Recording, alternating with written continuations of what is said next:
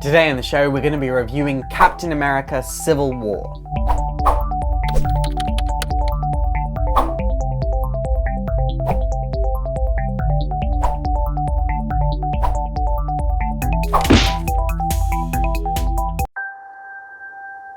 This job,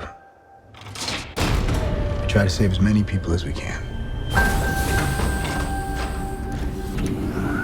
Sometimes that doesn't mean everybody. Before I get into this video, I have to point out the obvious, that there may be spoilers. So if you don't want spoilers, don't watch the video. So the movie opens kind of weirdly. We have like this flashback scene. We're gonna skip past that and go straight to the opening fight sequence. Marvel always does these really well. We have Scarlet Witch being trained on how to use her powers. We have Black Widow sort of saying to her, here's what you need to become second nature. You've got Steve Rogers telling her to look out for certain things in people. It's really good because it really explores how Scarlet Witch is essentially a kid with these powers, although she don't look like no kid. She looks way too old to be a kid. Like, I thought the actress is in like her 30s, maybe late 20s, so I thought the character was supposed to be in her 30s or late 20s, but no, she's supposed to be a kid. Speaking of Scarlet Witch, because this has got no structure to it, I have to say that I really do like how they explored her powers a bit more accurately in this movie.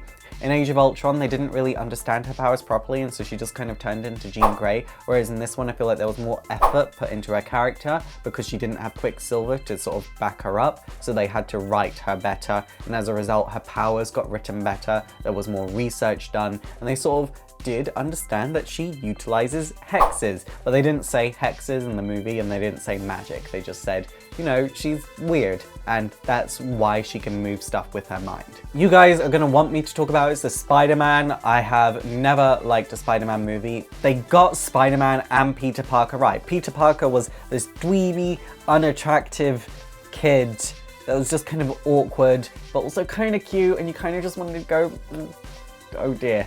You're never going to become much, but it's okay because you're awkward. But you can't even say, but it's okay because you've got looks, because Peter Parker doesn't have looks. And that's who this kid was. He was kind of awkward to look at. He was like how I imagine Michael Cera's kids to be. And then when he became Spider-Man, he was like an elevated version of himself, and he was so eager to impress Tony Stark. He was so excited to impress Tony Stark, and I loved that. He was just a fanboy. He just seemed to be everything that I loved about Kamala Khan merged with Spider-Man, and they understood that Peter Parker is a giant loser. No one should want to be Peter Parker, but they can kind of want to be Spider-Man. I do find it interesting how Tony Stark is the only one to know that Spider-Man is Peter Parker. No one else knows his identity at this point. So I do think that maybe Tony Stark is going to die in an upcoming movie just so they can keep the whole no one knows who Spider-Man is kind of deal going. Now on to Captain versus Tony. That was the weakest element of this movie for me because it really all just comes down to Tony messed up repeatedly and then blames everyone else for his wrongdoings.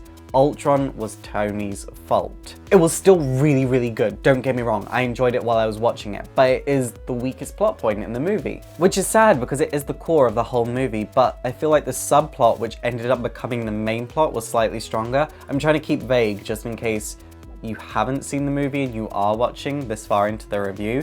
This is something I don't want to spoil for you. But I don't know, I felt like it was weak because I feel like Tony's actions are kind of unjustified because he clearly is blaming everyone for his wrongdoings. Like Ultron, all of the Avengers are getting the blame for that when it was Tony's fault. Surely Tony is the only one that needs to be kept in check, and maybe Scarlet Witch, but she's learning how to use her powers. Let's train her how to use her powers, and then she doesn't need to be kept in check. And also, it's been proven in Winter Soldier that governments tend to be, you know, more than a bit corrupt. So why would you trust a government with superheroes?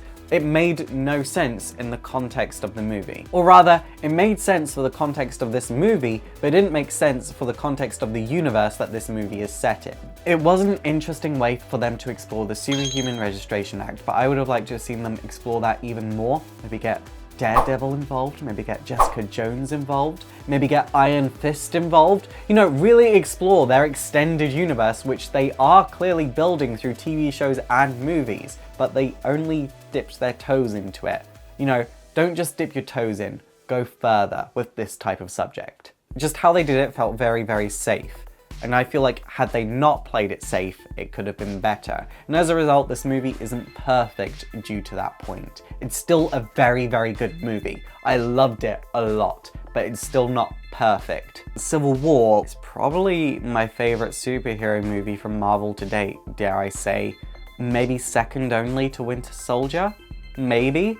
I really enjoyed it either way, and I really can't wait to see what becomes of this now we're in the new phase of Marvel, because wasn't this the beginning of the next phase? Was it the end of a phase? I'm not entirely sure. Something about phases. I don't pay attention to Marvel Phase 2, Phase 3. I haven't been paying attention to it, I'm sorry, but it's good, and I'm excited. Okay guys, that is it for today. So what did you think of Captain America Civil War? Please let me know in the comments down below. And also don't forget to thumbs up and subscribe if you want to see more history videos. And also don't forget to like me on Facebook, follow me on Twitter to support the show by checking out my Patreon if you want to see bigger and better and more history videos. And also don't forget to subscribe to my gaming channel if you'd like to play dating sims and JRPGs with me. My name is Faust, this is an Exploring Comics and it is super effective. I have the worst cold right now. I'm not gonna lie. Jessica Jones would have been so good in this movie because then she would have been like, oh what, so people know about me now? Like everyone knows what I can do? Fine, I guess I will help. Okay, and then she goes up to people and is just like, this is bullshit. I'm helping the guy with the shield. And then the fight breaks out and her and maybe Black Widow going at it toe to toe.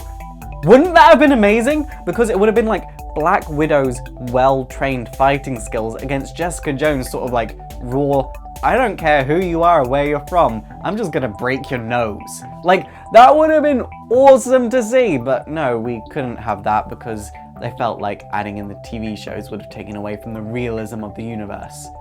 Everyone knows who Jessica Jones is now. Have you not seen the end of the series? Would it not have made more sense to get Jessica Jones in than Spider-Man? I know everyone wanted to see Spider-Man, but Jessica Jones, everyone knows she's there now. Like, everyone knows she's there and knows what she can do. Spider-Man's kind of a hidden thing. It would have been easier for Tony to get a hold of Jessica Jones, no?